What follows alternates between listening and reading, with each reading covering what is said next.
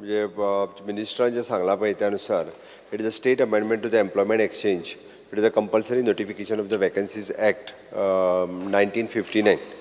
ताका आमी अमेंडमेंट जो हाडटा पळय न्ही, amendment of the section 2 to decrease the applicability of the act from the existing 25 worker to the 10 worker, so that the establishment is engaging the 10 workers have to notify their vacancies to the employment exchange. For एक amendment hatta आमी, so तांकां consider करून. Second, it is amendment of the section 5 to enable the department to collect the additional information from the establishment about the recruitment and other activity. The department has had any further information, including the information in respect of the job fair, job likely to be created in the next 6 months, detail of the recruitee employee against the notified vacancies, status of the candidate sponsored by the employment exchange during the information of the candidate has not selected for the sponsored list, etc. And after the 1 month and from the date of the issue of the appointment order or the letter to the existing section. हे जे आसा पळय ताका आनी एक म्हणजे amendment to the section 7 फक्त आमच्या इंडस्ट्री कडेन डिस्कशन सुरू आसा. आमी आमच्या लेबर कमिशनर हो इंडस्ट्रीज कडेन उलयता, तांकांय कॉन्फिडन्सान घेता. तांकां अशें दिसूं नाका की आमकां कॉन्फिडन्सान घेनात तर केलें मागीर कर्नाटका सारकें जातलें. कर्नाटकाच्या कॅबिनेटांत पास केलें आनी वांगडाच कर्नाटकाचोच हे जो आहा पळय खासदार शशी थरूर तेणी टिका केली. 3 वरांच्या भितर हांव तितून वचना. अरे तो केरळाचो रे, काँग्रेसचोच खासदार रे. कर्नाटकाच्या गव्हर्मेंटान केलें आनी 3 वरांच्या भितर डिसिजन परत घेतलें.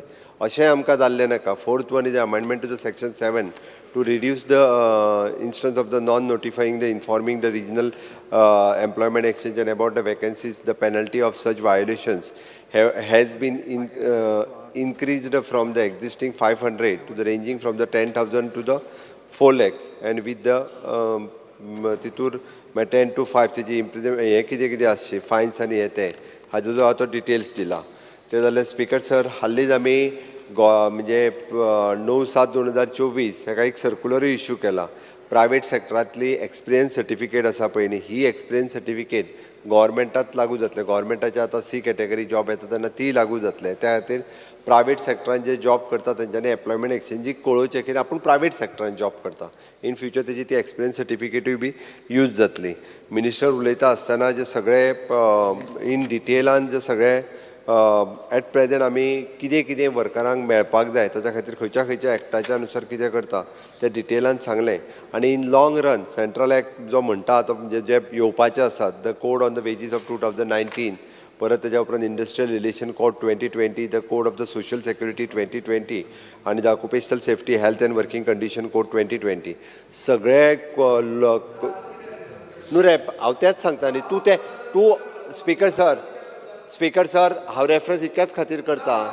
तुवें तें ड्रॅकोनियल आनी हें तें सगळें सांगलें तुवें म्हणून म्हणटा तुका हांव. कोंकणी समजना दिसता. स्पिकर सर खंयच्या भाशेन उलोवंक जाय हेजेर? म्हाका कोंकणी समजता. अरे हांव जे उलयता तेच ताणें आन्सर दिला.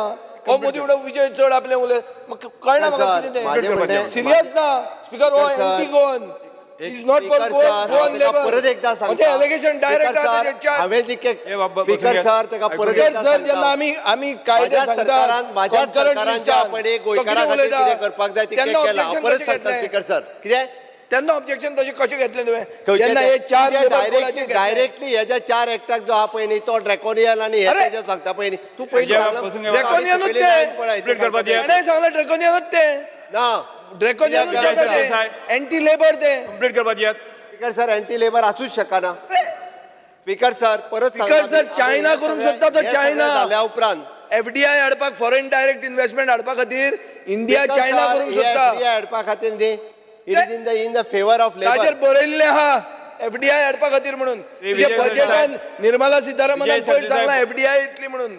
तुम्ही बजेट वाचना, तुम्ही फक्त चिटीचेर रावतात. स्पिकर सर तो सगळे जे आहा पळय न्ही तो एकत्र कोरिलेट करता आनी उलयता ह्या विशयाचेर. स्पिकर सर काम आमचें कोरिलेट करपाचें. स्पिकर सर होलिस्टीक व्यू म्हणटा तो आसपाक जाय आमदाराक.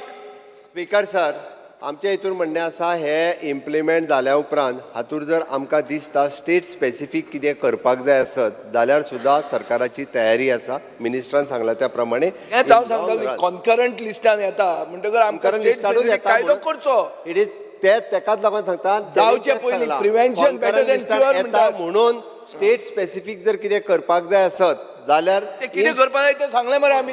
ताच्या खातीर आत्तां आमी जे आसा पळय न्ही ताच्या पयलीं करपाची गरज ना. पयलीं आमी आत्तां अमेंडमेंट हाडटा. इन फ्युचर तुमी जशें सांगलां तें इन फ्युचर कॉन्करंट लिस्टान येयल्ल्या कारणान कितें जर ताका एडिशनल अमेंडमेंट करपाक जाय आसत जाल्यार आमची करपाची तयारी आसा. म्हणून ते रिक्वेस्ट बाब काल्लू संचारी फाटीं घेवचे. Honorable Speaker, आमकां आश्वासन दिलां की आतां employment exchange bill will be amended, but it is a central law. Unless you get concurrence of the President of India, this law cannot be made law. So you have to take this bill over there, ring pass केलें कांय जायना 2-3 वर्साक. Second, these central laws which are coming in by consolidating all the acts will be central laws, nothing Goa specific. What you can do now is, Goa IDC can be amended because industries is with you under state list, list 2, and factories and boilers come under concurrent list. So when it is industries is with you and you have brought in industrial law, even land is under 18, entry 18 of list 2 with you. Therefore, you're giving the land, that's what I pointed out. You can amend that and you can bring the provision. I'm not saying about the other establishments outside. I know the controversies which will arise. But I'm not asking even the government, nor will I make foolish suggestions, put it and get yourself burnt. No.